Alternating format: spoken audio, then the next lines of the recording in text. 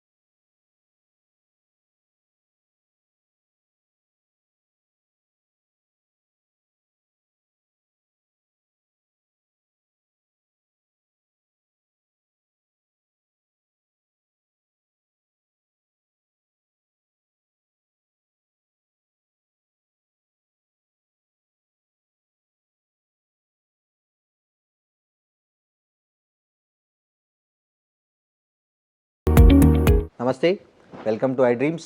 నేను మీ రొద్దం శ్రీనివాస్.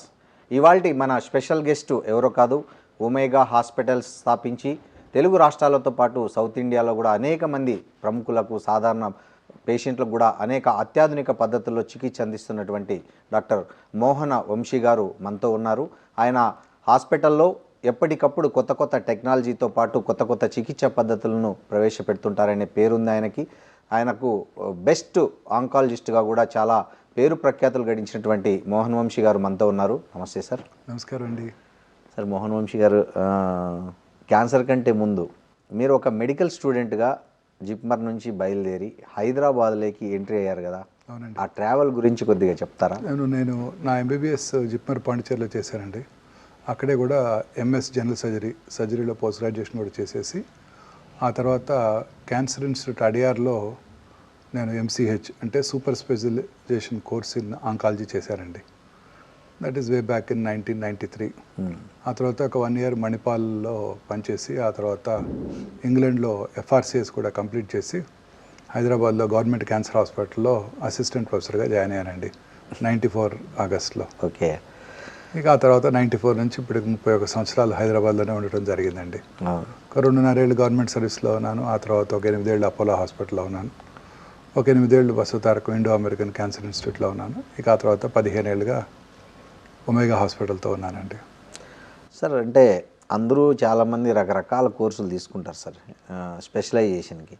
మీరు పర్టికులర్గా క్యాన్సర్ స్పెషలిస్ట్ కావాలనే ఆ థాట్ ఎట్లా వచ్చింది? అంటే మీకు ఏంటి దానికి? అంటే ఆ రోజుల్లో నాకు ఇన్స్పిరేషన్ మై టీచర్స్ అండి. ఓకే.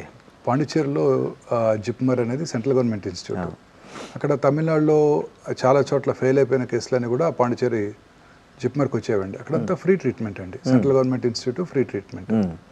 సో అంతా చాలామంది పువర్ పేషెంట్స్ అంతా కూడా ఇక్కడ మెడ్రాస్లో ఫెయిల్ అయినా కూడా పాండిచేరి వచ్చి అక్కడ మా ప్రొఫెసర్స్తో చికిత్సలు చేయించుకునేవారు. అక్కడ మా యూనిట్ ఆంకాలజీ సర్జరీకి ఫేమస్ యూనిట్ అండి.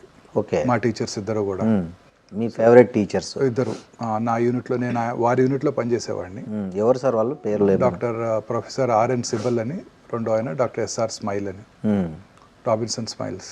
వీళ్ళిద్దరు కూడా ఆంకాలజీ సర్జన్స్ అండి. వాళ్ళు రెగ్యులర్గా ఆంకాలజీ సర్జరీస్ చేసేవాళ్ళు బాగా. సో ఆ స్ఫూర్తితో నేను కూడా ఖచ్చితంగా ఆంకాలజీ సర్జరీ చేయాలని నిర్ణయించుకుని ఇక్కడ లక్కీగా అడయార్ క్యాన్సర్ ఇన్స్టిట్యూట్లో సీట్ సంపాదించుకున్నానండి. సార్ మీరు మీరు చెప్పినట్లు చాలా ఎక్స్పీరియన్స్ వచ్చిన తర్వాత హాస్పిటల్ పెట్టాలనుకున్నారు. సో ఎందుకు మీకు ఓన్గా హాస్పిటల్ పెట్టాలనిపించింది? ఈ పేరు ఎట్లా, ఒమేగా అనే పేరు మీరు ఎట్లా ఆలోచించారు? రీజన్? నేను వీఆర్ వర్కింగ్ ఇన్ వసతితారకం హాస్పిటల్. అక్కడ లైక్ మైండెడ్ కొలీగ్స్ అందరూ కలిసి మనకుగా మన దీంతో మన దృష్టితో ఒక హాస్పిటల్ పెట్టాలనుకొని కొంతమంది కొలీగ్స్ వచ్చి అప్పుడు ఆ పక్కనే చిన్న బిల్డింగ్ దొరికితే అక్కడ క్యాన్సర్ హాస్పిటల్ పెట్టామండి. ఒమేగా అంటే గ్రీక్ ఆల్ఫాబెట్లో omega is the last word అండి, లాస్ట్ లెటర్. ఓకే. ఆల్ఫాతో స్టార్ట్ అవుతుందండి గ్రీక్, ఏబిసిలోగా ఏ లాగా ఆల్ఫాతో స్టార్ట్ అవుతుంది. జెడ్ ఏమో ఒమేగా అండి. ఒమేగా అంటే ద అల్టిమేట్, ఇంకా మీకు క్యాన్సర్ చికిత్సలో అల్టిమేట్ చికిత్స ఇక్కడే దొరుకుతుంది ఓకే అని చెప్పే కాన్సెప్ట్ లో మీరు ఒమేగా అని పెట్టారు. ఎవరు సార్ ఈ పేరు? మీరే చూస్ చేశాను. మీరే రీసెర్చ్ చేసుకున్నారా? మా టీం అంతా కలిసి చూస్ చేశాం. టీం అంతా కలిసి చూస్ చేసుకున్నారు. సార్ ఈ world class cancer care locally అనే ఒక స్లోగన్ మీ హాస్పిటల్కి ఉంది సార్. అవునండి. అంటే ఎట్లుంటుంది సార్ మీ ట్రీట్మెంట్? కానీ కూడా మనం కొత్తగా ఇన్నోవేటివ్గా కొంతవరకు ఖర్చైన, ఉదాహరణకి ఈ చికిత్స పద్ధతులు కానివ్వండి, చికిత్స పరికరాలు కానివ్వండి, రోజు రోజుకి మారిపోతున్నాయండి. ఇదంతా కూడాను వరల్డ్ క్లాస్ చికిత్సా పరికరాలు ఎప్పటికప్పుడు మారిపోతూ ఉంటాయి. ఉదాహరణకి నేను మొదటి నుంచి కూడాను ఈ పరికరాల విషయంలో చాలా శ్రద్ధ తీసుకున్నానండి. భారతదేశంలో మన హైదరాబాద్ ప్రజలకి బెస్ట్ చికిత్సా పరికరాలు తీసుకురావాలని ఒక ఐడియాతోనే నేను స్టార్ట్ చేశాను. స్టార్ట్ చేసినప్పుడు కూడా అప్పుడు ఫస్ట్ డిజిటల్ మ్యామోగ్రాము, విమాట్ థెరపీ అనేది ఒక ప్రత్యేకమైన థెరపీ, అలా అనేక రకాల పరికరాలు తీసుకురావడం జరిగిందండి ఎప్పటికప్పుడు కూడా. ఓకే. ఆ తర్వాత కొత్త మ్యామోగ్రఫీ మెషిన్, 3D మ్యామోగ్రఫీ. ఆ తర్వాత ఇక్కడికి వచ్చినప్పుడు డిజిటల్ పెట్ స్కాను, భారతదేశంలోనే మొట్టమొదటిసారిగా డిజిటల్ పెట్ ఎంఆర్, భారతదేశంలోనే మొట్టమొదటిసారిగా కృత్రిమ మేధస్సుతో పనిచేసే రేడియేషన్ చికిత్సా పరికరము, అదే లీనియర్ యాక్సిలరేటరు, అలాగే డిజిటల్ పెట్ సిటీ, డిజిటల్ పెట్ ఎంఆర్తో సింక్రొనైజ్ చేసి రేడియేషన్ ట్రీట్మెంట్ ఇచ్చే పరికరం, ఈథోస్ పరికరం అన్నీ కూడా మొట్టమొదటిగా భారతదేశంలోనే మొట్టమొదటిగా మనం తీసుకురావడం, ఇండియాలోనే తీసుకురావడం జరిగిందండి. ఇవన్నీ ప్రాబ్లం ఏంటంటే ఇవన్నీ చాలా ఎక్స్పెన్సివ్ ఎక్విప్మెంట్ అండి. Okay. On top of it మొన్న జిఎస్టీ రిఫార్మ్స్ వచ్చే వరకు కూడా ఇన్ఫ్యాక్ట్ ఎవ్రీ ఎక్విప్మెంట్ మీద ట్యాక్స్ 37% ఉంటుందండి. మనం ₹1,00,000 పెట్టి కొంటే 37,000 ట్యాక్స్ కట్టాలి ఎక్స్ట్రా. అలా 100 కోట్లు పెట్టి మేము మెషిన్ కొన్నామంటే 37 కోట్లు ట్యాక్స్ కట్టాలండి. చాలాసార్లు రైజ్ చేయడం జరిగింది. నేను పర్సనల్గా ఈ ట్యాక్స్ పేయర్స్ మీట్లో ఫైనాన్స్ మినిస్టర్ గారు కూడా డైరెక్ట్గా అడగడం జరిగింది. ఇండియాలో తయారవని ఎక్విప్మెంట్ తెచ్చుకున్నప్పుడు మీరు ట్యాక్స్ వేయకూడదు. ఇండియాలో తయారవుతున్న ఎక్విప్మెంట్ మనం తెచ్చుకుంటే మేక్ ఇన్ ఇండియా ఫీల్కి మనం దెబ్బతీస్తున్నాం కాబట్టి అప్పుడు ట్యాక్స్ వేయండి. ఇండియాలో అసలు లేనటువంటి ఎక్విప్మెంట్ మనం ఇంపోర్ట్ చేసుకున్నప్పుడు ట్యాక్స్ వేయడం వల్ల బెనిఫిట్ ఉండదు దానివల్ల అని నేను చెప్పడం కూడా జరిగింది. బట్ ఈ సంవత్సరమే ఫస్ట్ టైం ఒక 10% ట్యాక్స్ తగ్గించారు. లేకపోతే ఇట్ వాస్ 37% అంటే లాస్ట్ ఇయర్ అండి. ఇప్పుడు తగ్గించారు, ఒక 27.8% ఎంతకు వచ్చిందండి. ఇప్పుడు కూడా ట్యాక్స్ కట్టాలండి. ఇప్పుడు ఉదాహరణకి చాలాసార్లు పాయింట్అవుట్ చేశానండి. ఇప్పుడు మీరు ఎయిర్ క్రాఫ్ట్ లీజ్కి తీసుకున్నారనుకోండి, ఇలా ఫలానా ఎయిర్వేస్ వాళ్ళు, ఎయిర్ ఇండియా వాళ్ళు ఒక ఎయిర్ క్రాఫ్ట్ లీజ్ తీసుకున్నారనుకోండి, ట్యాక్స్ ఎంత అండి? 3%. వేరే క్యాన్సర్ అంటే 27%. ఎయిర్ క్రాఫ్ట్ కొన్నారనుకోండి, ట్యాక్స్ అంతే. పర్సనల్ యూస్కి, ఉదాహరణకు ఒక పెద్ద ఇండస్ట్రియలిస్టు తన పర్సనల్ యూస్కి ఒక ఎయిర్ క్రాఫ్ట్ కొన్నారనుకోండి, అప్పుడు కూడా ట్యాక్స్ ఎంత అండి? 10%. చాలా చీప్గా సార్. చాలా చీప్ అండి. ఆ పెట్రోల్ కూడా చాలా చీప్ అంట కదా సార్, మామూలు పెట్రోల్. మనకు ఐడియా లేదు కానీ ఇది మాత్రం చీపేనండి. 10%ఏనండి. ఓకే, 10%. మనమేమో ప్రజలకు ఉపయోగపడే రేడియేషన్ ఎక్విప్మెంటు, దట్టు ఆయుష్మాన్ భారత్లోను ఆరోగ్యశ్రీలో కూడా ఈ రేడియేషన్ ఇవ్వాల్సి ఉంటుంది తక్కువ ఖర్చులో. వాటికి ఇప్పటికి కూడా 27.8% ట్యాక్స్ వేస్తున్నారండి. లగ్జరీ ఎయిర్ క్రాఫ్ట్ తెప్పించుకున్నా కూడా 10% ఓన్ యూజ్ కి.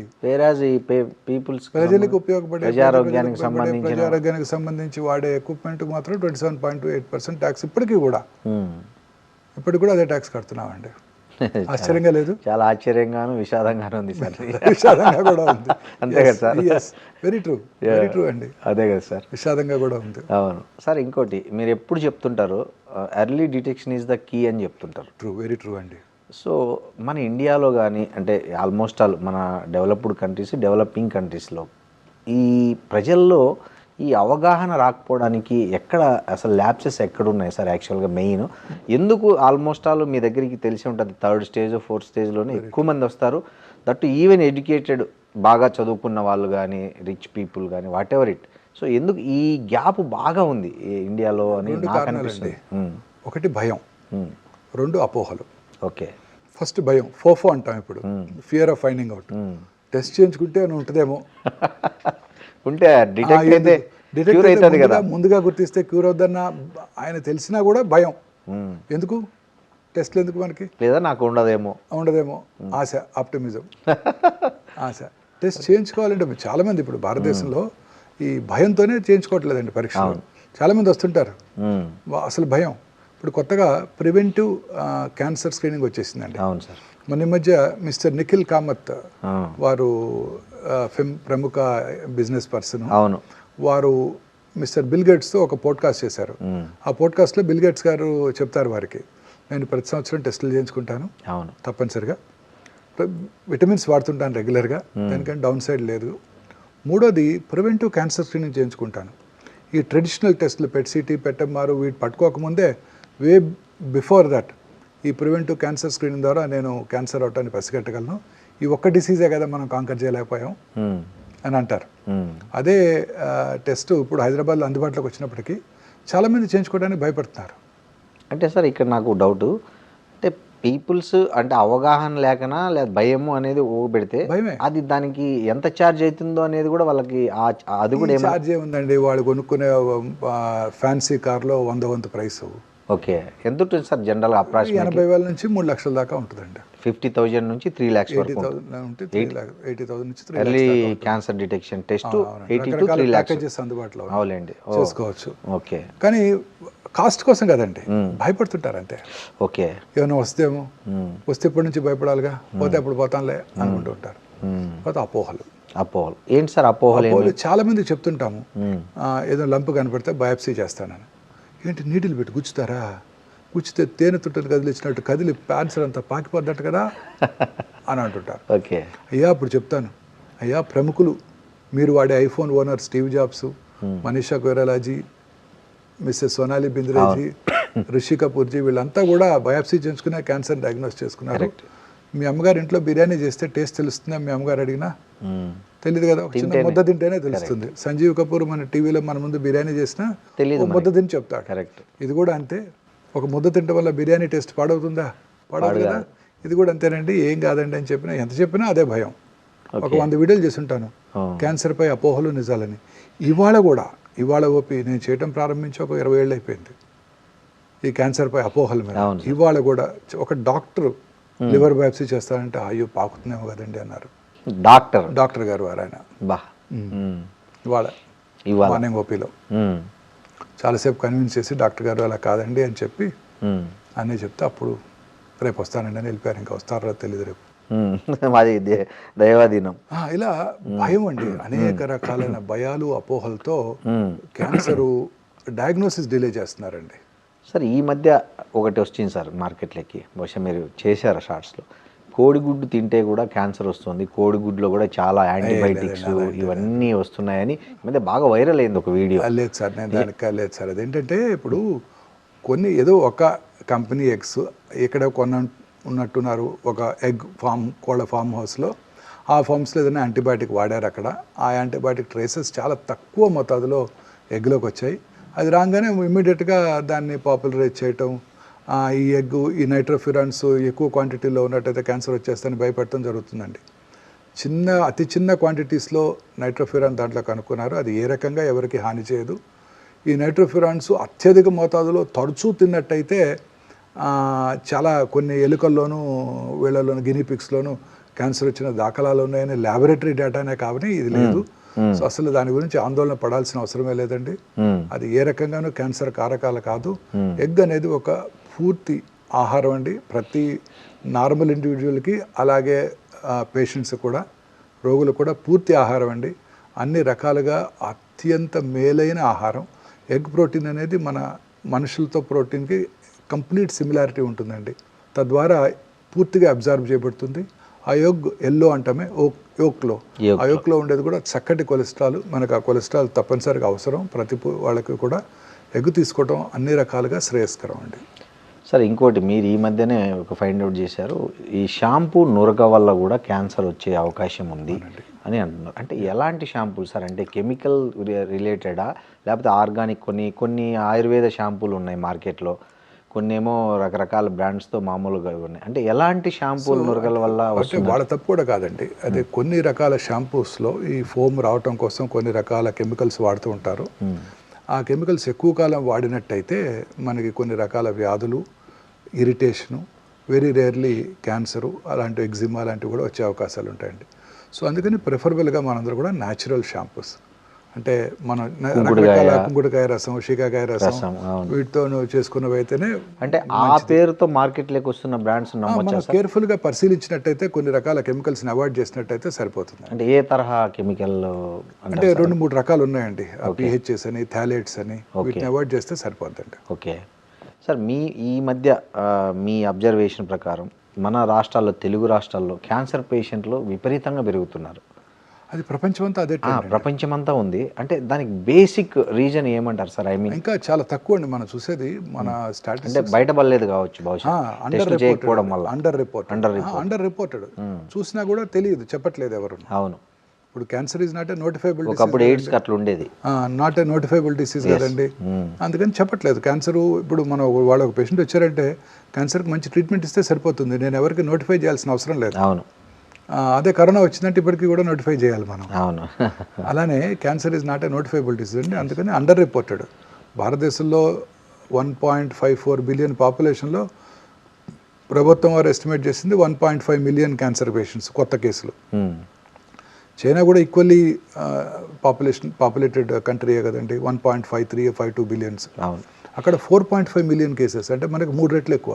అంటే మీరు అండర్ రిపోర్ట్ కేసులు ఉంటాయి, చైనీస్ మనకన్నా మంచి హెల్దీ డైట్ తింటారు, చాలా న్యూట్రిషన్, బాగా తక్కువ తింటారు, అన్ని చక్కటి ఆహారం, చక్కటి ఎక్సర్సైజ్, ఫిట్ గా ఉంటారు. అవును. మన దేశంలో ఎంత తక్కువ ఉందంటే ఎవరు నమ్మగలమండి, ఎక్కువ ఉంటుంది. సో ఈ క్యాన్సర్ ఇన్సిడెంట్స్ పెరగడానికి రకరకాల కారణాలు ఉన్నాయండి. అందులో ముఖ్యమైనది ఏజింగ్. ఓకే. ఇంతకుముందు కరోనా వచ్చి చనిపోయేవారు, ప్లేగ్ వచ్చి చనిపోయేవారు, ఇన్ఫెక్షస్ డిసీజెస్ చనిపోయేవారు, కర్నరీ ఆర్టరీ డిసీజ్తో చనిపోయేవారు. ఇప్పుడు మనం అన్నీ కాంకర్ చేసాం సార్. ఇప్పుడు మనం వయసు పెరిగే కొద్ది, అంటే ఎక్కువ కాలం బ్రతికే కొద్దీ ఈ క్యాన్సర్ పేషెంట్లు ఎక్కువ మందిని చూస్తున్నాం. కరెక్ట్. ఏజ్ ద్వారా కూడా క్యాన్సర్ వస్తుంది. వయసు పెరిగే కొద్ది జనరల్గా మీరు అన్నారు ఇందాక, అంటే ప్రతి ఒక్కరూ క్యాన్సర్ పరీక్షలు చేయించుకోవాలి తప్పనిసరిగా. అంటే ఏ ఏజ్ నుంచి ఎవరి ఇయర్ చేయించుకుంటే బెటర్ అంటారు సార్ మీరు? అంటే కొన్ని రకాల క్యాన్సర్స్, ఉదాహరణకి స్త్రీలు 40 ఏళ్ళు వచ్చాక రిస్క్ ఫ్యాక్టర్స్ లేనప్పటికీ కూడా ప్రతి 2 నుంచి 3 సంవత్సరాలకు ఒకసారి మ్యామోగ్రఫీ పరీక్ష, సంవత్సరానికి ఒకసారి వారి లేడీ డాక్టర్తో చిన్న పరీక్ష, గైనకలాజికల్ టెస్టింగు, అవసరమైతే ప్యాప్స్మియర్ టెస్టు. పురుషులు 50 దాటాక సంవత్సరానికి ఒకసారి పిఎస్ఏ టెస్టింగు. స్త్రీలు 50 దాటాక ప్రతి సంవత్సరం మ్యామోగ్రఫీ పరీక్ష 65 ఏళ్ళు వచ్చే వరకు రెగ్యులర్గా చేయించుకోవాల్సి ఉంటుందండి. సార్, ఈ మార్కెట్లో ముఖ్యంగా ఆడపిల్లలకు సర్టన్ ఏజ్ లోపల 3 సార్లు ఒక వ్యాక్సిన్ వేయించుకుంటే క్యాన్సర్ రాదనేది ఒకటి ఉంది. దాని మీద చాలామంది పాజిటివ్గా మాట్లాడుతున్నారు, కొంతమంది నెగిటివ్గా మాట్లాడుతున్నారు. సో ఫ్యాక్ట్ ఏంటి సార్? అంటే ఫ్యాక్ట్ ఏంటంటే అది హ్యూమన్ పాపిలోమేటస్ వైరస్ ఇన్ఫెక్షన్ వల్ల గర్భసంచి ముఖద్వార క్యాన్సర్ వస్తుందని సైంటిస్టులు గట్టిగా ప్రూవ్ చేయడం జరిగింది. సో ఆ హెచ్పివి వైరస్కి వ్యాక్సిన్ కనుక్కున్నారండి. ఆ హెచ్పివి వైరస్ స్త్రీలలోని ఆ సర్వైకల్ ఎపిథీలియం లోపలికి వెళ్ళిపోయి ఇమ్యూన్ మెకానిజమ్స్కి దొరకకుండా ఆ ఎపిథీలియంలోనే ఉంటుందండి. ఇమ్యూన్ మెకానిజమ్స్కి దొరకదు. ఇప్పుడు ఉదాహరణకి కరోనా ఇన్ఫెక్షన్ వచ్చిందంటే యాంటీబాడీస్ ప్రొడ్యూస్ అవుతాయి, నెక్స్ట్ టైం కరోనా వచ్చినప్పుడు మనకు కాపాడుతుంది అది. ఇది అలా కాదు. ఈ వైరస్ చాలా స్మార్ట్ వైరస్, ఇంటెలిజెంట్ వైరస్. అది సర్వైకల్ అంటే గర్భసంచి ముఖద్వార ఎపిథీలియం లోపలే ఉంటుందండి. బయట ఉండే బ్లడ్లోకి రాదు కాబట్టి, ఇమ్యూన్ మెకానిజమ్స్కి దొరకదు కాబట్టి దానికి యాంటీబాడీస్ డెవలప్ అవ్వవు. సో అందువల్ల రిపీటెడ్ వైరల్ ఇన్ఫెక్షన్ వల్ల ఈ క్యాన్సర్ వస్తుంది. ఓకే. సో ఇప్పుడు సైంటిస్టులు దానికి వ్యాక్సిన్ కనుక్కున్నారు. ఆ వ్యాక్సిన్ ఇచ్చినట్టయితే వాళ్ళలో యాంటీబాడీ టైటర్ పెరుగుతుంది. తద్వారా ఆ వైరస్ని నెక్స్ట్ టైం ఆ వైరల్ ఇన్ఫెక్షన్ వచ్చినప్పుడు దాన్ని కంట్రోల్ చేస్తుంది. సో తద్వారా క్యాన్సర్ రాకుండా చేసుకోవచ్చు. ఓకే. ప్రైమరీ ప్రివెన్షన్ చాలా బెటర్ టు useful అండి. పిల్లలకి వేయించడం అనేది ఖచ్చితంగా 5 అమ్మాయిలు నుంచి 14 ఏళ్ల మధ్యలో 2 డోసుల వ్యాక్సిన్ కనుక తీసుకున్నట్టయితే ఎప్పటికీ కూడా వారికి జీవితంలో ఈ క్యాన్సర్ వచ్చే అవకాశమే లేదండి. ఒకవేళ ఆ ఏజ్ దాటిపోయిన పిల్లలకి వేస్తే ఉపయోగం వేసుకోవచ్చండి. తర్వాత కూడా పెళ్లి కాకముందు వరకు కూడా 3 డోసులు తీసుకోవాల్సి ఉంటుంది. పెళ్ళైన తర్వాత కూడా తీసుకోవచ్చు. ముందుగా ఒకసారి పరీక్ష చేయించుకొని 1 సంవత్సరం పాటు ప్రెగ్నెన్సీ రాకుండా చూసుకున్నట్టయితే ఖచ్చితంగా వాళ్ళు కూడా వ్యాక్సిన్ తీసుకుంటే మంచిదండి. ప్రభుత్వం వారు ఇప్పుడు ఫ్రీగా ఈ సంవత్సరం నుంచి చిన్నపిల్లలందరికీ వ్యాక్సిన్ అందజేయబోతున్నారు.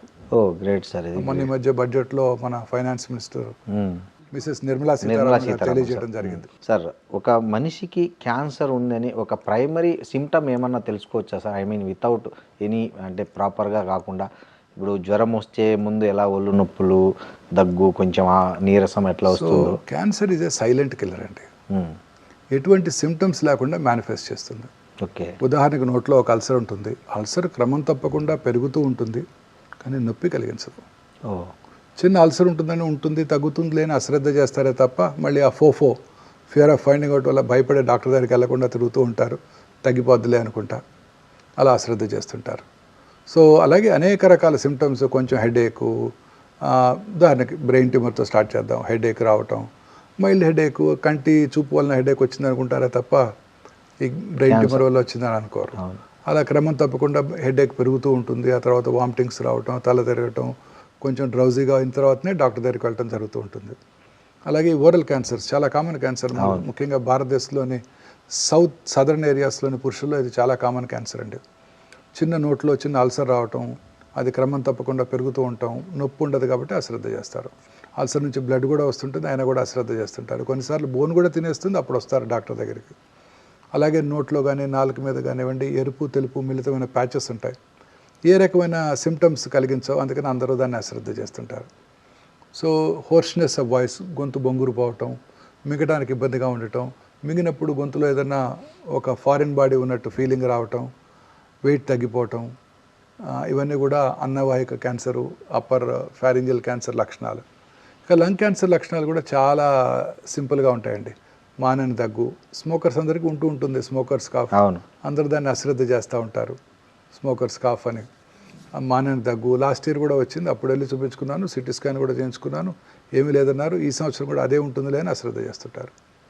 దగ్గినప్పుడు వచ్చే ఫ్లెమ్లో రక్తం పట్టడం, లో గ్రేడ్ ఫీవర్ ఉండటం, లో గ్రేడ్ చెస్ట్ పెయిన్ ఉండటం, వెయిట్ తగ్గిపోవటం, ఇవన్నీ కూడాను ఈ లంగ్ క్యాన్సర్ లక్షణాలు. వీటిని కూడా అందరూ అశ్రద్ధ చేస్తుంటారు.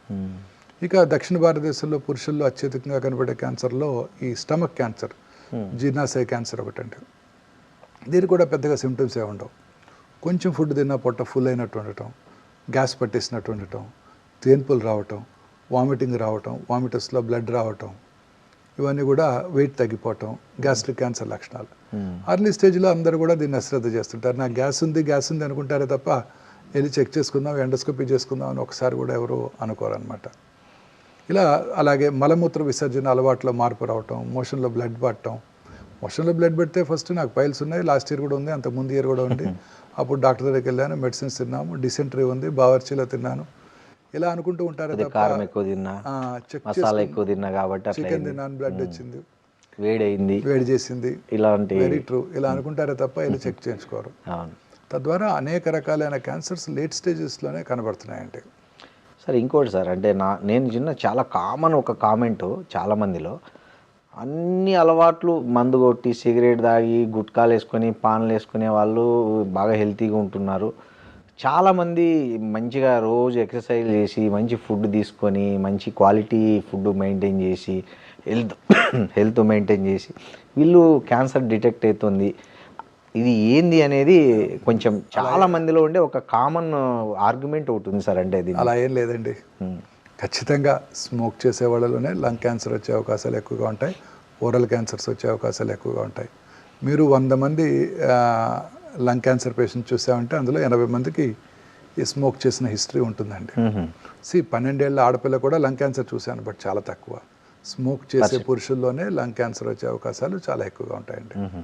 ఆల్కహాల్ తాగే వాళ్ళలో అన్నవాహిక క్యాన్సర్, ఓరల్ క్యాన్సర్స్ వచ్చే అవకాశాలు ఎక్కువ ఉంటాయి, లివర్ క్యాన్సర్ వచ్చే అవకాశాలు ఎక్కువగా ఉంటాయి. అలా అన్ని రకాలుగా దొరలవాట్లు ఉన్న అందరిలోకి కూడా క్యాన్సర్లు వచ్చే అవకాశాలు చాలా ఎక్కువగా ఉంటాయి.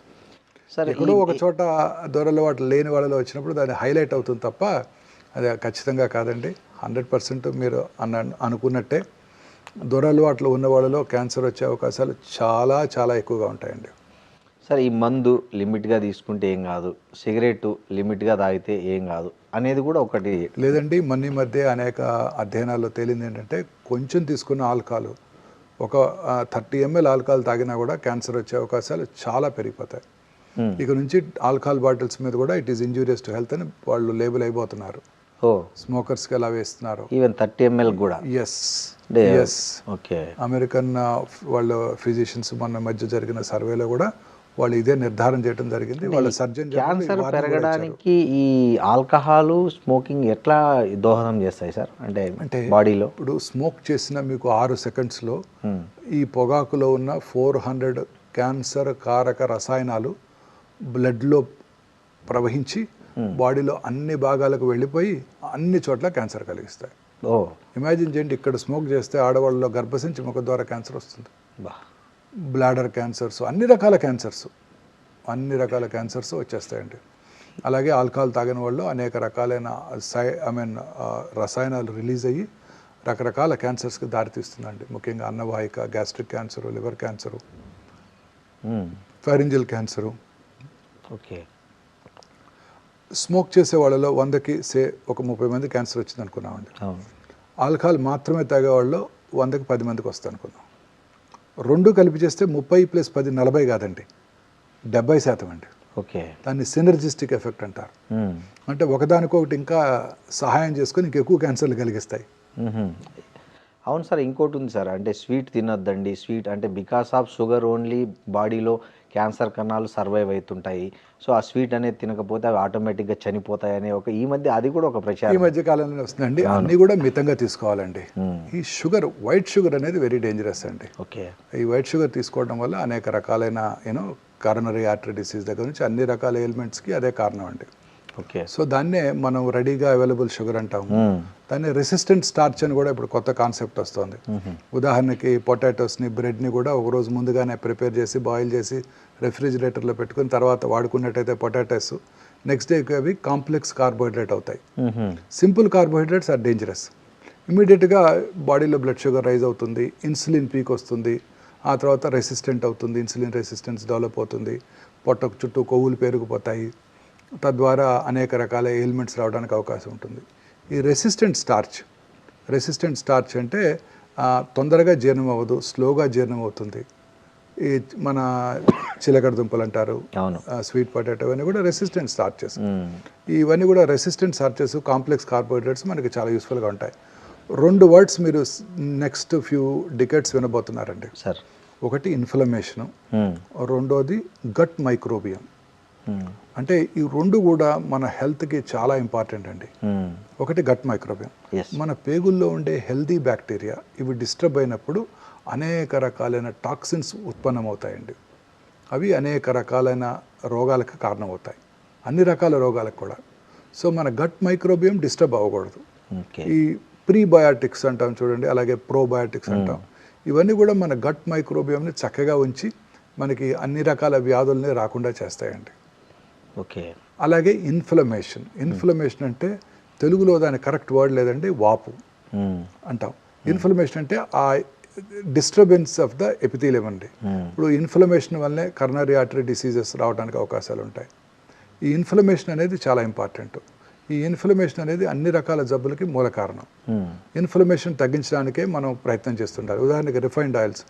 మా చిన్నప్పుడు రిఫైన్డ్ ఆయిల్స్ అంటే చాలా పాపులర్. ఇందులో కొలెస్ట్రాల్ తక్కువ ఉంటుంది, ఫ్యాట్స్ తక్కువ ఉంటాయి, మనకి చాలా హెల్దీ ఆయిల్ వాడుకుంటూ ఉండేవాళ్ళం. బట్ రిఫైన్డ్ ఆయిల్స్లో ఉండే ఆ రిఫైన్డ్ ఆయిల్స్ తయారు చేసే క్రమంలో వాడే కెమికల్స్ అనేక రకాలైన ఇన్ఫ్లమేషన్కి దారితీస్తాయి. అవి కరోనరీ ఆర్టరీ డిసీజ్కి దారితీస్తాయి, క్యాన్సర్లకు కూడా దారితీస్తాయి.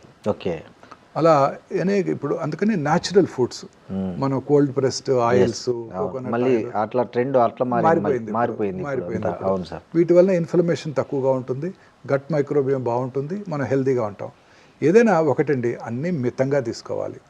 కార్బోహైడ్రేట్స్, ఫ్యాట్స్, అలాగే ప్రోటీన్స్, సమతుల ఆహారం, సమతుల్యమైన ఆహారం తీసుకుంటే ఏ జబ్బులు రావండి. దాంతోపాటు దురలవాట్లకు దూరంగా ఉంటూ, పీచు పదార్థం ఎక్కువగా తీసుకుంటూ, రెగ్యులర్గా వ్యాయామం చేస్తూ లీన్ బాడీ మాస్ ఊబకాయం రాకుండా సన్నగా ఉన్నట్టయితే అనేక రకాలైన జబ్బులకి ఇంక్లూడింగ్ క్యాన్సర్కి దూరంగా ఉండడానికి అవకాశం ఉంటుంది. సార్ ఇంకోటి కూడా ఉన్నాను సార్, నేను లక్ష్మణ ఫలం అని, తర్వాత మీరు చెప్పిన చిలగడ దుంపలు అంటే మా గంజిగడ్డలు అంటారు, వాటిని తినడం అనేది యాంటీ క్యాన్సర్ అంటారు, అది అలాగే లేదండి, అన్ని రకాల ఫ్రూట్స్ కూడా యాంటీ క్యాన్సరే. వాటిలో ఎనీ ఫ్రూట్ అండి, అన్ని రకాల ఫ్రూట్స్ కూడా ఫ్రూట్స్ మనకి అన్ని రకాలుగా మనకి మంచి ఆరోగ్యాన్ని అందజేస్తాయండి. ఓకే. సీజనల్ ఫ్రూట్స్ మన అవకాడోలు బ్లూబెర్రీలు తినాల్సిన అవసరం లేదు. మన ఉసిరికాయలు రేక్కాయలు సీజనల్ ఏ సీజన్లో ఇప్పుడు సీజన్ దొరికేవన్నీ ఈ సీజన్లో అన్ని దొరుకుతుంటాయి. సీతాఫలాలు, స్ట్రాబెర్రీస్ అన్ని దొరుకుతాయి. అవును సార్, మనకి ఏది దొరికితే అది. మనం ఫ్యాన్సీ కివీస్, అవకాడోస్, బ్లూబెర్రీస్ తినాల్సిన అవసరం లేదు. మల్బెర్రీస్ మన ఊర్లో మన దొరికే జామకాయ అవకాడో కన్నా 100 రెట్లు బెటరు. మన ఆకుకూరలు కాలే కన్నా 100 రెట్లు బెటర్. తోటకూర, చుక్కకూర, పాలకూర, గోంగూర, పచ్చల కూర అవన్నీ కూడా పవర్ హౌసెస్ అండి. స్పినాచ్ అంటారు ఇంగ్లీష్ వాళ్ళు, మన తోటకూరేనండి. అందులో ఉండే ప్రోటీను. మన కాలీఫ్లవర్ వాళ్ళు బ్రోకలీ తింటారు, మన చాలా ఖరీదైన కూరగాయ. మన కాలీఫ్లవర్ 10 రూపాయలు దొరుకుతుంది. అదే సేమ్ అండి, సేమ్ క్వాంటిటీ ఆఫ్ ప్రోటీన్, అన్ని పీచు పదార్థం, అన్ని ఓకే, ఎక్కడ ఏం మార్పే లేదండి. అవునా సార్? అవకాడో కన్నా మన జాంకాయ బెటరు, బ్లూబెర్రీస్ కన్నా మన ఉసిరికాయలు బెటరు. ఓకే. మన చిలకడ దుంపలు, గంజిగడ్డలు అంటారు చూడండి. సో ఎనీ ఫ్రూట్ అనేది రోజు మనకి సీజనల్ ఫ్రూట్, మనకి ఎప్పుడు ఈ సీజన్లో ఏం దొరికితే అది మంచిదండి. Okay sir. ఇంకోటి సార్, ఈ ఊరగాయలు ప్లాస్టిక్ డబ్బాల్లో పెట్టి ఇస్తున్నారు కదా, సో దానికంటే గాజు బాటల్లో ఉన్న ఊరగాయలు ఆరోగ్యానికి మేలు చేస్తాయి, వేరేజ్ ప్లాస్టిక్ బాటిల్స్లో పెట్టేవి కెమికల్ రియాక్షన్ జరిగి అవి తొందరగా క్యాన్సర్ రావడానికి కూడా కారణమవుతున్నాయి అనేది కూడా ఒకటి ఈ మధ్య వింటున్నాం. సో జనరల్గా ఊరగాయల మీద చాలా రకాల అభిప్రాయాలు ఉన్నాయి. కొంతమంది ఊరగాయలు ఫెర్మెంటెడ్ ఫుడ్స్ మనకి మేలు చేస్తాయి అంటారు. ఎనీథింగ్ ఫెర్మెంటేషన్ అనేది మన గట్ మైక్రోబియాని కాపాడుతుందండి. రోజు పొద్దున్నే తినే ఇడ్లీ, దోశ ఇవన్నీ కూడా మన ఫెర్మెంటెడ్ ఫుడ్స్. అవన్నీ కూడా గట్ మైక్రోబియాని కాపాడుతాయండి. రకరకాల దేశాల్లో, కొరియాలోను, మన ఇండియాలోను పెరుగుతో రకరకాల మన పదార్థాలు చేసుకొని తింటూ ఉంటాం. అన్నీ కూడా మనకు చాలా మంచి ఆహారం. అలాగే ఊరగాయల్లో కూడా ఫెర్మెంటెడ్ బ్యాక్టీరియా ఉంటుంది, అది మన గట్ మైక్రోబియం మంచిదే, బట్ లిమిటెడ్ క్వాంటిటీస్. ఊరగాయలో ఉండేది ఏంటండి? సాల్ట్, కారం, ఆయిల్. సాల్ట్ మనకి ఇప్పుడు కూడా మంచిది కాదు. ఆయిల్ తక్కువగా తీసుకోవాలి, అన్ని సమపాలలో తీసుకోవాలి. వాటిలో చాలా ఎక్కువ ఉంటాయండి. కరెక్ట్ సార్, వాటిలో చాలా ఎక్కువ ఉంటాయి. సాల్ట్ ఎక్కువ అయిపోతే ఊరగాయ నిలవదు. మీరు సాల్ట్ తక్కువ వేసి ఊరగాయ పెట్టండి, 2వ రోజు ఫంగస్ వచ్చేస్తుంది, బూజు పట్టేస్తుంది. సో సాల్ట్, కారము, ఆయిల్ ఎక్కువ ఉంటాయండి. సో అన్నీ మనకు మంచివి కావు. తక్కువ మోతాదులో కొంచెం ఎప్పుడోకప్పుడు రుచి కోసం తీసుకోవచ్చు తప్ప ఊరగాయలు రెగ్యులర్గా వాడకూడదు. అది గ్లాస్ బాటిల్లో ఉన్నా, ప్లాస్టిక్ బాటిల్లో ఉన్నా డేంజరస్. ప్లాస్టిక్ బాటిల్స్ ఉన్నట్టయితే, ప్లాస్టిక్ బాటిల్స్ అనేది ఒక పెద్ద సైన్స్ అండి. అది ప్లాస్టిక్ బాటిల్లో మనం వాటర్ తాగకూడదు, ఊరగాయ తినకూడదు, టీ తాగకూడదు, ఫుడ్ తీసుకోకూడదు. పొద్దున్నే చేసే బ్రేక్ఫాస్ట్ మనం ఆర్డర్ చేస్తే ప్లాస్టిక్ దాంట్లోనే వచ్చేస్తుంది. అవును సార్. మీరు రోజు ఆర్డర్ చేస్తే వాటిని ఏమంటారు, 10 మినిట్స్లో ఫాస్ట్ ఫుడ్ డెలివరీ చేస్తుంటారు, జొమాటో. అవన్నీ కూడాను మీకు బ్లాక్ ప్లాస్టిక్, వైట్ ప్లాస్టిక్ వస్తుంటాయి. ఆ హీటెడ్ ఫుడ్ ఐటమ్ దాంట్లో వేసినప్పుడు దాంట్లోంచి, ఆ ప్లాస్టిక్లోంచి అనేక రకాలైన మనకు అవసరం లేని టాక్సిన్స్ మన ఫుడ్లోకి వచ్చి మన బాడీలోకి వెళ్ళిపోతున్నాయి. సో ఇవన్నీ కూడా అవాయిడ్ చేయాల్సిందేనండి. సార్ ఈ మధ్య పేపర్ ప్లేట్ల కల్చర్ ఎక్కువైంది. ఏ ఫంక్షన్ చూసుకున్నా, ఎక్కడ చూసుకున్నా చాలా మటుకు ఇంతకుముందు విస్తరాకులు, అరిటాకుల ప్లేస్లో చాలా పేపర్ ప్లేట్లు వచ్చేసాయి. సో ఈ పేపర్ ప్లేట్ల కంటే దానికి వాడే కలరు, కోటింగ్ అనేది అవన్నీ కూడా చాలా డేంజరస్ అండి. మనం నేచర్తో ఫైట్ చేస్తున్నామండి. ఓకే. ప్రకృతితో మనం ఫైట్ చేస్తున్నాం. ప్రకృతితో ఫైట్ చేసినప్పుడు వచ్చేవన్నీ కూడా ఇలాంటి జబ్బులే. ఓకే. ఇప్పుడు మీరు పొద్దున్నే లేవగానే plastic tooth brush, plastic bristles, synthetic tooth paste, plastic tongue cleaner, plastic bucket, plastic మగ్గులో హాట్ వాటరు, ఆ తర్వాత ఇవన్నీ కూడాను. తర్వాత మీరు వెళ్ళగానే కారు, అందులో మన ట్రాపికల్ వెదర్లో కారు వేడిగా ఉంటుంది, లోపలికి వెళ్ళగానే ఆ కార్లో ఉన్న ప్లాస్టిక్స్ అన్ని కూడా ఎవాపరేట్ అయిపోయి స్మెల్ వస్తుంటుంది, అని మనం పీలుస్తుంటాము. ఇలా ప్లాస్టిక్ బాటిల్లో వాటర్ తాగుతూ ఉంటాము. ఇలా అనేక రకాలుగా మనం ఈ టాక్సిన్స్కి ఎక్స్పోజ్ అవుతున్నామండి. ఓకే. వీటి వల్లే ఈ క్యాన్సర్స్ యొక్క ఇన్సిడెన్స్, అంటే కొత్త క్యాన్సర్ రావడం పెరిగిపోతుంది బాగా. ఓకే సార్, ఇప్పుడు మన ఒమేగా హాస్పిటల్లో మీరు ఏఐ ఆధారిత క్యాన్సర్ నిర్ధారణ పరీక్షలు పెట్టారు కదా, సో ఏఐ ప్రాక్టికల్గా ఏ స్టేజ్లో డాక్టర్లకు యూజ్ అవుతుంది, పేషెంట్స్కి ఎట్లా బెనిఫిట్ అవుతుంది అది? అంటే కృత్రిమ మేధస్సు అనేది ఇంకా ఫ్యూచర్ మనందరికీ తెలుసు, అన్ని రంగాల్లోనూ కృత్రిమ మేధస్సే అవును sir going to play major role. In fact medical సైన్సెస్లో కూడా అది మేజర్ రోల్ ప్లే చేస్తుందండి. ఓకే. ఇప్పుడు ఉదాహరణకి రేడియలాజికల్ డయాగ్నోసిస్ కానివ్వండి, ఇదంతా కూడా ప్యాటర్న్ రిపోర్టింగ్ అంటారు. అంటే మనకున్న నాలెడ్జ్తో దాన్ని రిపోర్ట్ చేస్తుంటాం. సో అది ఏఐ చక్కగా చేసేస్తుంది. ఎందుకంటే ఏలో కొన్ని లక్షల ఆర్టికల్స్ దాంట్లో నిగూఢంగా ఉంచడం జరిగింది. సో అది చాలా ఫాస్ట్గా థింక్ చేసి ఆ రిపోర్టింగ్ చేయడానికి చాలా చక్కగా పనిచేస్తుంది. ఎనీథింగ్ ప్యాటర్న్ రిపోర్టింగ్ అంటాం. అదే కృత్రిమ మేధస్సు అవసరం లేదు, ఒక ప్యాటర్న్ అది, ఇది ఇలా ఉంటే ఇది ఒకరు చేసే పనిని 100 మంది చేస్తే ఎంత రిజల్ట్ వస్తుందో అలాంటి ఏ అంత ఫాస్ట్గా మీకు. ఇప్పుడు రేడియోథెరపీ ప్లానింగ్ ఉందనుకోండి, రేడియోథెరపీ ప్లానింగ్ ఉదాహరణకి గర్భసంచి ముఖద్వారానికి రేడియేషన్ ఇవ్వాలి. కామనెస్ట్ క్యాన్సర్ ఇండియాలో, సౌత్ ఇండియాలో గర్భసంచి ముఖద్వారాన రేడియేషన్ ఇవ్వాలని మనం ప్లాన్ చేసాము. రేడియేషన్ ఆంకాలజిస్ట్ చక్కగా ప్లాన్ చేసి వెనకాల ఉన్న మలద్వారం మీద, ముందున్న మూత్రాశయం బ్లాడర్ మీద రేడియేషన్ డోస్ పడకుండా ప్లాన్ చేసి చక్కగా పెట్టారు. బాగుంది, ఇచ్చేసాం. 3వ రోజు పేషెంట్ కొంచెం కాన్స్టిపేషన్ వచ్చింది. కాన్స్టిపేషన్ సహజం, రావచ్చు కదా ఆ వయసులో. అవును, వస్తుంది. కాన్స్టిపేషన్ వచ్చినప్పుడు రక్తం కొంచెం ఉబ్బుతుంది, ఎందుకంటే ఫీకల్ మ్యాటర్ అక్కడ మోషన్ అక్కడ ఉంటుంది కాబట్టి. అవును. ఉబ్బినప్పుడు గర్భసంచి ముఖద్వారాన్ని ఒక 2 మిల్లీమీటర్లు ముందుకు పుష్ చేస్తుంది. మరి మన రేడియేషన్ ఏమో ఇంతకుముందు ఎక్కడైతే గర్భసంచి ముఖద్వారం ఉందో అక్కడే ఇస్తుంది. తద్వారా పార్ట్ ఆఫ్ ద రేడియేషన్ రక్తం మీద పడుతుంది, part of the cancer radiation నుంచి తప్పించుకుంటుంది. ముందుకు మూవ్ అయింది కదా, మరి అక్యురసీ మిస్ అవుతుంది. ఈ ఏఐ బేస్డ్ లీనియర్ యాక్సిలరేటర్ అంటే రేడియేషన్ ఇచ్చే పరికరము, అందులోనే ఒక సిటీ స్కాన్ ఉంటుందండి. సో ఏ రోజు కాదు చూస్తుంది, అది జరిగింది చూస్తుంది. ఎక్కడ పెరిగి చూసిన తర్వాత దాంట్లో ఉన్న కృత్రిమ మేధస్సుతో ఆలోచిస్తుంది. అదేమిటి, నేను డాక్టర్ గారు ప్లాన్ చేసినప్పుడు గర్భసంచి ఎక్కడ ఉంది, ఇప్పుడేంటి 2 మిల్లీమీటర్ల ముందుకు జరిగింది అని ఆలోచిస్తుంది. కొత్త లొకేషన్కి అడాప్ట్ చేసుకుంటుంది. చేసుకొని మళ్ళీ రేడియేషన్ రీప్లాన్ చేసి డెలివర్ చేసేస్తుంది 3 నిమిషాల్లో. So great. చాలా ఆశ్చర్యం కదండి, చాలా అద్భుతము, ఆశ్చర్యం, సంతోషకరం. అవును. ఎందుకు, ప్రిసైజ్గా రేడియేషన్ ఇవ్వటం వల్ల రేడియేషన్ రిలేటెడ్ సైడ్ ఎఫెక్ట్స్ తగ్గిపోయాయి, క్యూర్ అయ్యే అవకాశాలు కూడా పెరిగిపోయాయి. ఇది సామాన్య మానవుడికి సాధ్యం కాదు. వాళ్ళు చూసినా మళ్ళీ రేడియేషన్ రీప్లాన్ చేయాలంటే ఒక 20 గంటలు పడుతుంది. ఈ లోపల కాన్స్టిపేషన్ తగ్గిపోతుంది, పేషెంట్ మళ్ళీ నార్మల్ అయిపోతాడు. అలాగే బ్లాడర్లో యూరిన్ నిల్వ ఉంటుంది కదా. ఒకరోజు సడన్గా ఆయన రేడియేషన్కి వచ్చినప్పుడు ఆ స్త్రీ యూరిన్కి వెళ్ళాలనిపించింది. ఈ లోపల టెక్నీషియన్ రండి మేడం వచ్చేయమండి అంటారు. ఆ 2 నిమిషాలు కదా పెట్టుకుని వెళ్దామని వెళ్తారు. ఆ బ్లాడరు ఆ గర్భసంచి ముఖ ద్వారా వెనక్కి నెట్టుతుంది. ఈ ఏఐ పరికరం దాన్ని చూసి ఆ కొత్త లొకేషన్కి రేడియేషన్ ఇచ్చేస్తుంది. ఉదాహరణకి బ్రెయిన్లో ఒక 5 సెంటీమీటర్ల ట్యూమర్ ఉంది. ఇవాళ రేడియేషన్ ప్లాన్ చేయడం జరిగింది, చక్కగా రేడియేషన్ ఇచ్చాము. ఒక 9 రోజుల తర్వాత 5 సెంటీమీటర్ల ట్యూమరు 3.5 సెంటీమీటర్ల సైజుకు తగ్గిపోయింది. ఏఐ దాన్ని గుర్తిస్తుంది.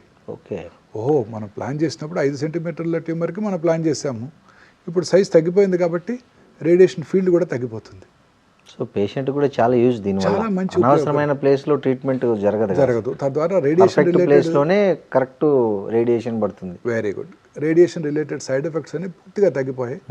రేడియేషన్ ప్రిసైజ్గా ట్యూమర్ మీదే డెలివరీ చేయడం వల్ల క్యూర్ అయ్యే అవకాశాలు కూడా పెరిగిపోతాయి. ఇది కృత్రిమ మేధస్సు యొక్క గొప్పతనం. అలాగే పెట్ సిటీ స్కాను, పెట్ ఎంఆర్ఐ స్కాన్స్ కృత్రిమ మేధస్సుతో పనిచేసినప్పుడు చాలా ఫాస్ట్గా చేసేస్తాయి. నార్మల్గా పెట్ సిటీ స్కాన్ చేయించుకున్నారనుకోండి ఎవరన్నా, అప్రాక్సిమేట్లీ 24 మిల్లీసివరెట్స్ ఆఫ్ రేడియేషన్ వస్తుంది ఆ పేషెంట్కి. రేడియేషన్ కూడా హజార్డస్సే కదా. అవును సార్, చాలా మూవ్ రేడియేషన్ వస్తుంది. ఈ కృత్రిమ మేధస్సుతో కూడిన పరికరాలు చాలా ఫాస్ట్గా మూవ్ అయిపోతాయి. ఆ 4 పొజిషనింగ్స్ అన్నీ కూడా ఫ్రాక్షన్ ఆఫ్ ఎ సెకండ్లో చేసేసి ఎంటైర్ స్కాన్ టైము 15 నిమిషాల నుంచి 3 నిమిషాలు తగ్గిపోయింది. తద్వారా రేడియేషన్ డోస్ తగ్గిపోతుంది, పేషెంట్కి వచ్చే రేడియేషన్. సో కృత్రిమ మేధస్సుతో పనిచేసే ఈ పెట్ సిటీ స్కాన్స్ చాలా ఫాస్ట్గా మూవ్ అవటం వల్ల పేషెంట్కి వచ్చే రేడియేషన్ ఎక్స్పోజర్ బాగా తగ్గిపోతుంది. దానివల్ల సైడ్ ఎఫెక్ట్స్ కూడా చాలా తగ్గిపోతాయి. ఇలా అన్ని రకాలుగా మనకు ఉపయోగపడిపోతుందండి. పెథాలజీ, డయాగ్నోసిస్, అంతా ప్యాటర్న్ రిపోర్టింగ్. ఇప్పుడు అంతా వాటిని డిజిటలైజ్ చేస్తున్నాము. స్లైడ్స్ని డిజిటల్ పెథాలజీ ల్యాబ్లో వాటిని మనం లోడ్ చేసినప్పుడు అది చక్కగా మన సిస్టమ్ మీద ఉంటుంది. దేశంలో ఏ పెథాలజిస్ట్ కావాలని 1 సెకండ్లో ఆ స్లైడ్ చూడగలరు. యాక్సెస్ ఇస్తే సరిపోతుంది. ఓకే, ఇప్పుడు మీరు మూవీ యాక్సెస్ ఇచ్చినట్టు కరెక్టే. సేమ్ ఇక్కడెక్కడో హైదరాబాద్లో ఉండి అమెరికా నుంచి యాక్సెస్ ఇస్తాడు, మనం కీ కొడితే మనకు ఆ మూవీ వచ్చేస్తుంది, చూసేస్తాం. సేమ్ అలానే అక్కడ ఢిల్లీలోనో అమెరికాలో ఉన్న పెథాలజిస్ట్కి మనం ఈ వాట్సాప్ మెసేజ్ పెట్టేస్తే వాళ్ళ సిస్టంలో మన ఈ స్లైడ్ని చూసేసి మనకు ఒపీనియన్ ఇచ్చేస్తున్నారు. అలాగే ఏఐ కృత్రిమ మేధస్సు కూడా దాన్ని ఉపయోగం చేసేస్తుంది. తద్వారా చాలా సులభంగా మనం రిపోర్ట్ చేయగలుగుతున్నాం. ఇప్పుడంటే అమెరికా పంపించి అక్కడ పెథాలజిస్ట్తో చూపించాలంటే ఈ స్లైడ్స్ చాలా టైం అండ్ ఎక్స్పెండిచర్. ఇప్పుడు అట్లే జస్ట్ వాట్సాప్లో లింక్ పంపిస్తారు, వాళ్ళ సిస్టంలో వాడు కూర్చొని చూసి మనకు ఒపీనియన్ చెప్తారు. Matter of hours, minutes and అదే కరెక్టే సార్. సార్ అంటే సర్జికల్ ఆంకాలజీలో మీరు ప్రాధాన్యత ఇచ్చే 3 ప్రిన్సిపల్స్ ఏమి అంటే open surgery versus laparoscopic or robotic, ఏ కేసుల్లో మీరు ఏది సజెస్ట్ చేస్తారు జనరల్గా మీ దగ్గరికి వచ్చే పేషెంట్స్కి? మన సజెషన్ కాదండి, అది ఆ లొకేషన్ ఆఫ్ ద ట్యూమర్ని బట్టి ఆధారపడి ఉంటుంది. ఓకే, ఉదాహరణకి హెడ్ అండ్ నెక్ క్యాన్సర్ ఉందనుకోండి, అంతా ఓపెన్ సర్జరీ జరుగుతూ ఉంటుంది. ఈ లాప్రోస్కోపిక్ సర్జరీ అనేది థొరకోస్కోపిక్ సర్జరీ, లేదా ఇవన్నీ కూడా కొన్ని రకాల థైరాయిడ్ ట్యూమర్స్కి, అలాగే చెస్ట్లో ఉండే ట్యూమర్స్కి దాన్ని థొరకోస్కోపిక్ సర్జరీ అంటారు, వ్యాట్స్ అంటారు. అవును, వీడియో అసిస్టెడ్ థొరకోస్కోపిక్ సర్జరీ. తర్వాత పొట్టలోని ఆర్గన్స్ అన్నిటి కూడా లాప్రోస్కోపిక్ సర్జరీ చేస్తుంటాం. కొన్ని స్పెషల్ సిచ్యువేషన్స్లో, ఉదాహరణకి ఈ రోబో ఎక్కడ బాగా యూస్ఫుల్గా ఉంటుందంటేనండి, ప్రెసిషన్తో సూచర్ చేయాలి. చాలా డిఫికల్ట్ సూచరింగ్స్. ఉదాహరణకి రాడికల్ ప్రోస్టెటెక్టమీ తర్వాత ఇంత పెద్ద బ్లాడర్ ఆరిఫైస్ని చిన్న యూరిథ్రాక్స్ స్టిచ్ చేయాలి. మన చెయ్యి అక్కడికి అసలు రీచ్ అవ్వదు. మన నేరో పెల్విస్, మగవాళ్ళలో నేరో పెల్విస్లో రీచ్ అవ్వదు. రీచ్ అయినా సూచర్ చేయడం కష్టం అవుతుంది, అట్లా తిప్పడం కష్టం అవుతుంది. అలాంటి లొకేషన్స్లో robo is the best. Okay, అలాగే వాల్వ్ రిప్లేస్మెంట్ సర్జరీ, ప్రిసైజ్గా మనకి షివరింగ్ ఉండదు, ట్రెంబలింగ్ ఉండదు, చక్కగా అలా చేస్తాం, అలా ప్రిసైజ్గా తీస్తుంది. పెద్ద మాడిఫికేషన్లో 16 times ఇమేజెస్ చూస్తూ జాగ్రత్తగా సర్జరీ చేయడం జరుగుతుంది. అలాంటి చోట బాగా ఉపయోగపడుతుంది. కర్నరీ ఆర్టరీ బైపాస్ సర్జరీలో ప్రిసైజ్గా సూచర్ చేయాలి. ఎక్కడైతే సూచర్ చేయాలనుకుంటాం అక్కడ రోబోటిక్ సర్జరీ చాలా యూస్ఫుల్గా ఉంటుందండి.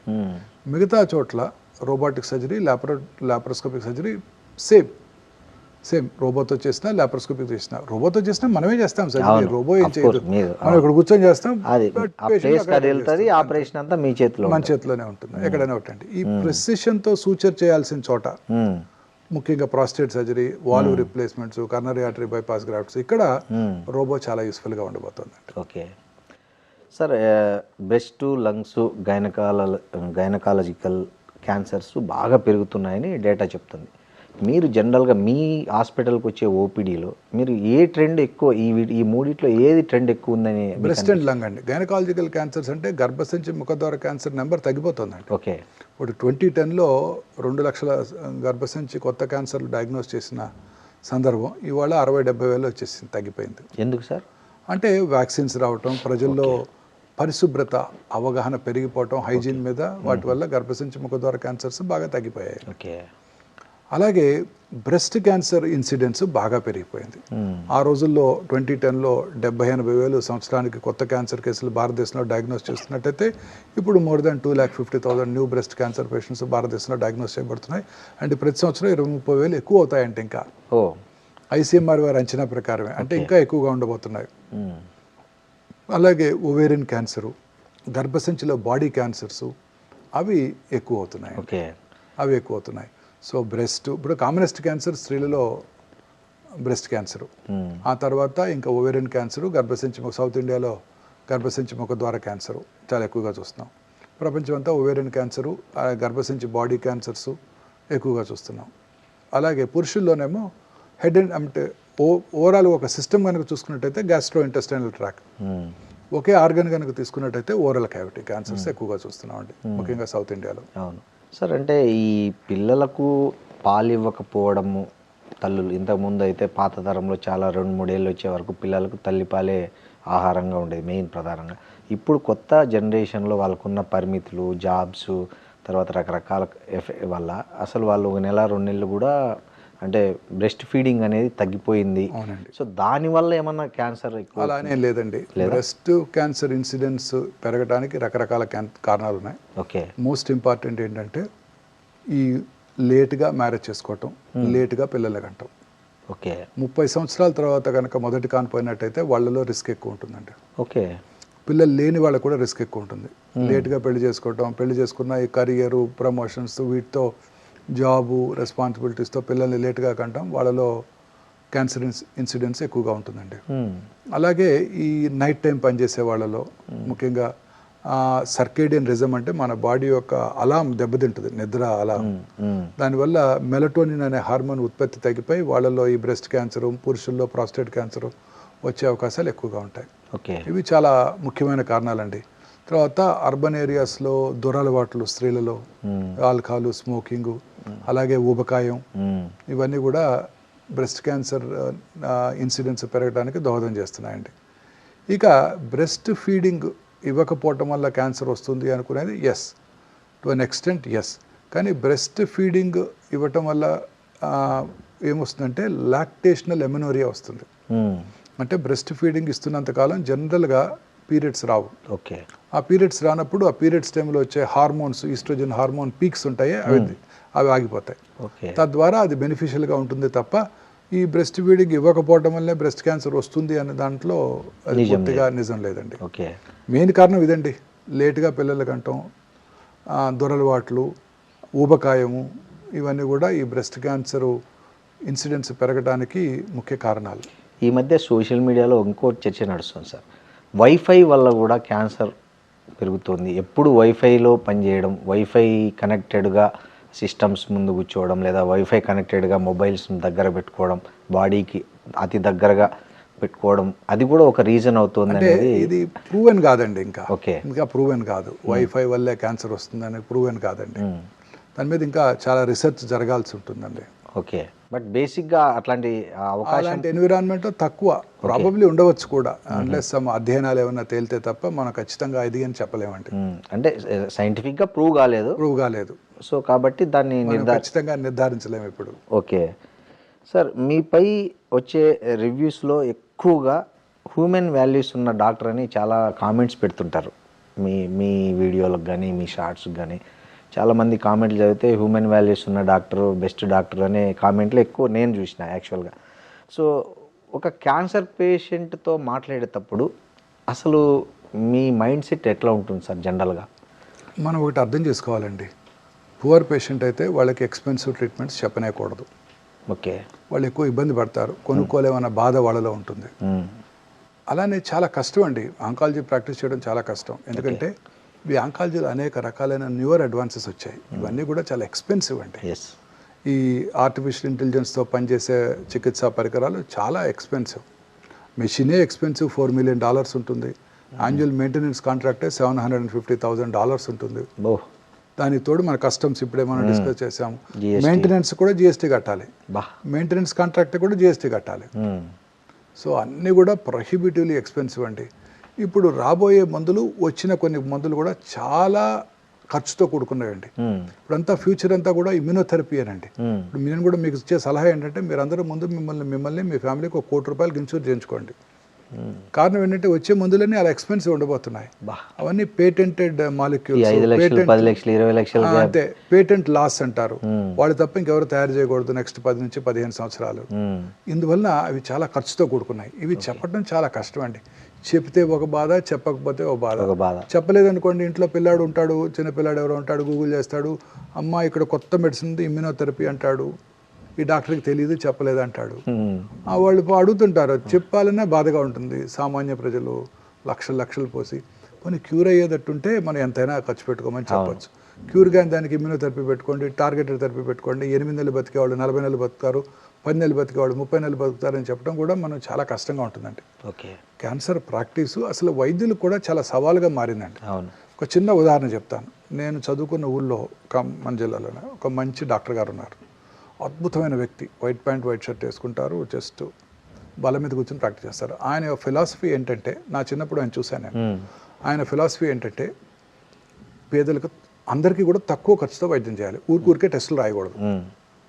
సో మనం ఇప్పుడు కాదులేండి, 4-5 ఏళ్ల క్రితం వరుసగా 4-5 పేషెంట్లు వచ్చారు నాకు అక్కడ నుంచి, ఖమ్మం నుంచి.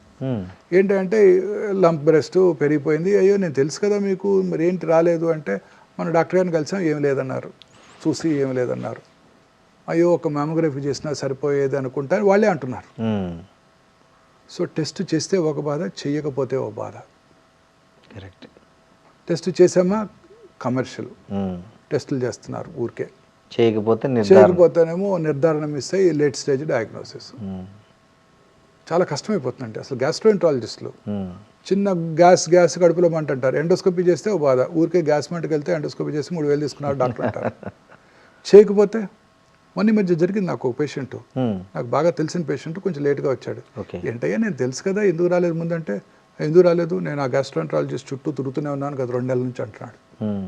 అతను కూడా నాకు మంచి మిత్రుడు, అతనికి ఫోన్ చేశాను, అదేంటి డాక్టర్ గారు ఇట్లా అయింది, మన తిడుతున్నాడు మిమ్మల్ని అని.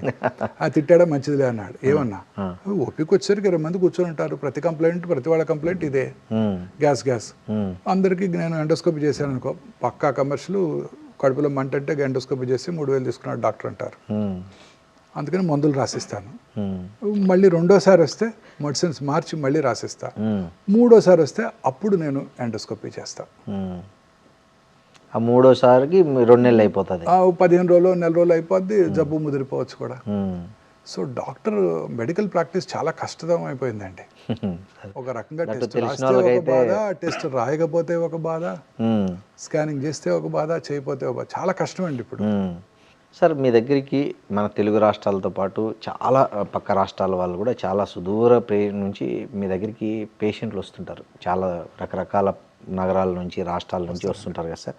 సో అంత దూరం నుంచి వచ్చే పేషెంట్ల కోసం మీరేమన్నా ప్రత్యేకంగా, అంటే వాళ్ళ డ్యూరేషన్ తగ్గించడానికి, బాధ తగ్గించడానికి ఏమన్నా స్పెషల్గా ఏమైనా ఒక ప్రోగ్రామ్ లాంటిది ఏమైనా డిజైన్ చేశారా? లేదండి, మనకు ఖచ్చితంగా ఇక్కడ దగ్గరలో అకామిడేషన్స్ అన్నీ మనకు ఫిక్స్డ్గా ఉన్నాయి, తక్కువ ఖర్చులో బయట దొరుకుతాయి అకామిడేషన్స్. ఇప్పుడు మోస్ట్ ఆఫ్ ద చికిత్సలు వచ్చిన రోజే scanning, most of them appointment తీసుకుని వస్తారు కాబట్టి వచ్చిన రోజే స్కానింగ్ చేసేయటం, మధ్యాహ్నానికల్లా రిపోర్ట్ ఇచ్చేయటం, కానీ సర్జరీ చేయాలన్నా నెక్స్ట్ డేకి సర్జరీ చేసేయటం సరిపోతుంటుందండి.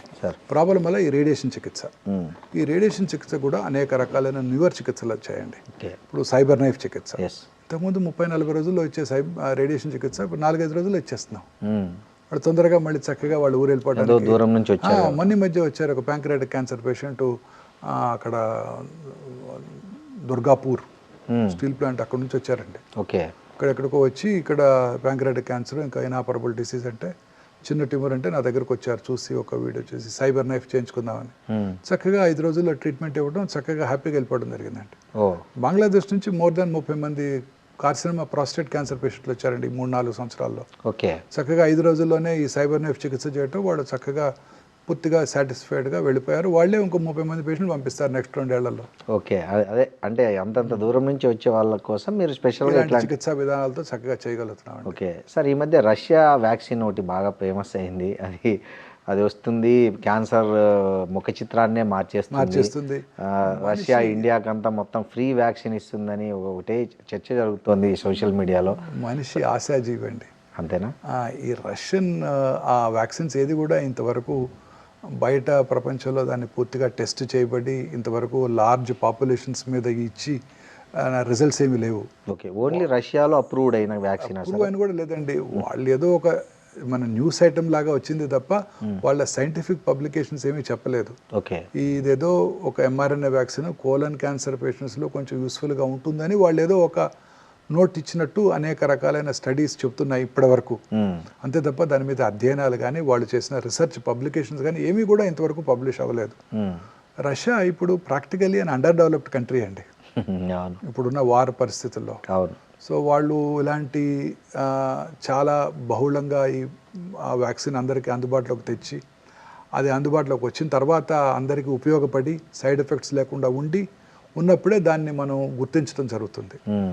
నా ఉద్దేశం సైంటిస్టులు అందరూ అనుకునేది ఏంటంటే ఇంకా చాలా సమయం ఉంది, అది ఇంకా ప్రూవెన్ బెనిఫిట్ లేదు అని అనుకుంటూ ఉన్నారు. ఓకే సార్, ఇంకోటి త్వరలో క్యాన్సర్కు 4 రకాల మందులు వస్తున్నాయి, వాటి వల్ల చాలా ఉపయోగం ఉండబోతుంది అనేది కూడా ఉంది.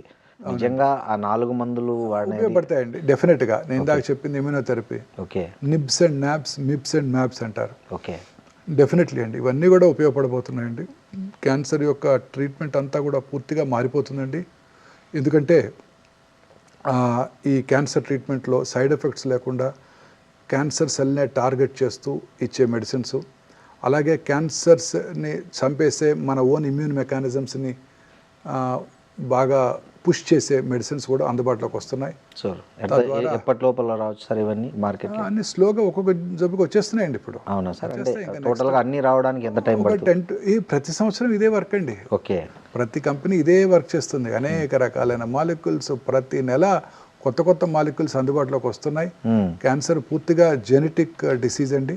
కొన్ని జన్యుపరమైన మ్యూటేషన్ వల్ల క్యాన్సర్ వస్తుంది. ఆ మ్యూటేషన్స్ టార్గెట్ చేసే మెడిసిన్స్ కూడా అందుబాటులోకి రాబోతున్నాయి.